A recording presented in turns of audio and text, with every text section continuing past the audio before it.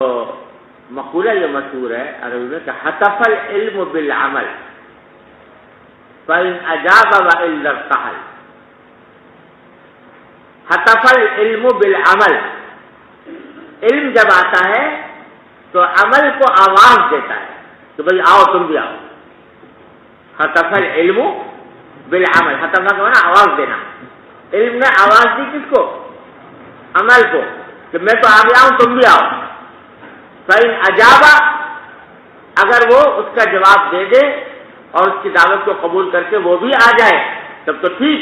وإلا ارتحل، ورنہ علم بھی رخصت ہو جائے. علم بھی چلے جائے، کہتا میرا بھائی نہیں آیا لہذا میں بھی جاتا ہوں. تو علم کا بقا بھی موقوف ہے عمل کے اوپر. اگر یہ بات معلوم ہے، یہ بات معلوم ہے کہ بھئی جھوٹ بولنا حرام ہے، غیبت کرنا حرام، کسی کو تکلیف پہنچانا حرام، یہ بات معلوم ہے، تو اگر آدمی عمل کر رہا ہے اس کو کہ جھوٹ نہیں بولتا، غیبت نہیں کرتا، کسی کو تکلیف نہیں پہنچاتا، تو کیا ہوگا؟ وہ علم باقی رہے.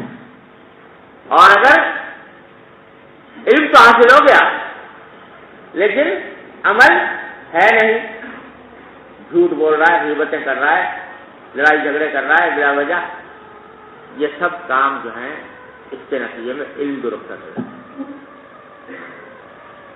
اس لیے اللہ تبارک و تعالیٰ نے جہاں علم کی درجے کی بلندی کا ذکر فرمایا، ساتھ میں یہ متنبع فرما دیا اللہ بما تعملون خبیر.